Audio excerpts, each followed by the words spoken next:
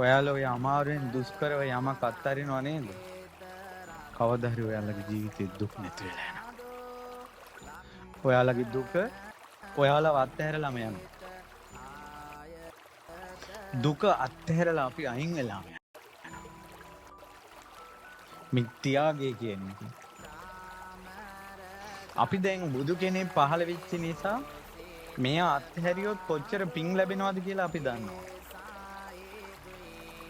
බුදුවරේ පහළ වෙච්ච නිසා. නමුත් අපේ බුදුරජාණන් වහන්සේ සංසාරයේ අත්හරිද්දී පින් බලය කියන එක ගැන දන්නේ නැහැ. හැබැයි අත්හරින්න ආසයි. වෙස්සන්තර රජුරෝ දන් දෙද්දී රටේ මිනිසුන්ට මෙච්චර දන් දුන්නොත් මෙච්චර විපාක ලැබෙනවා කියලා වෙස්සන්තර රජුරෝ දන්නවද? දන්නේ නැහැ. ඒ වුණාට වෙස්සන්තර රජුරෝ අත්හැරියා. දරුවෝ අත්හැරියා. ඇස් වලින් ලේ වැටෙද්දි දරුවෝ අත්හැරියේ පුළුවන් කමකටද? ඇස් වලින් ලේ වැටුණා කියනවා. මෙතන වැඩට ආපු මේ රටේ සේවයට ආපු අම්මලා තාත්තලා ඉන්නවා. ඔයාලා දරුවෝ අත්හැරලා මෙහිට එද්දි ඔයාලගේ ඇස් වලින් කඳුළු වැටුණා. දැනුත් මතක් වෙනකොට කඳුළු වැටෙනවා.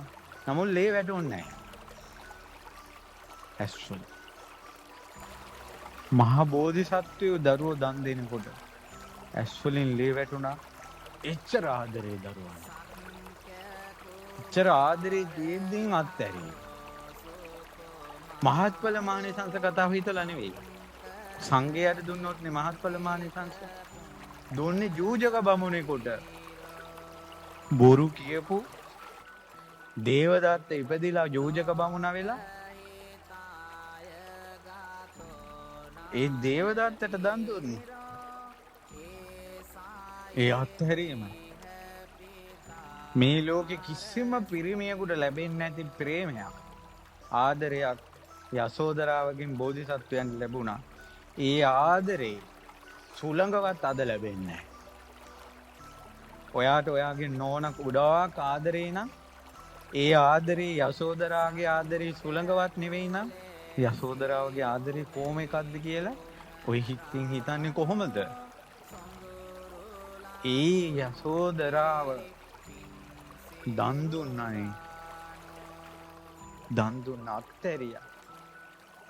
ඒ අත්හැරීම අමුතුම එකක්.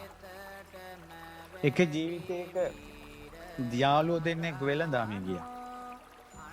වෙළඳාමේ ගිහිල්ලා කහවණු 100ක් හම්බුණා.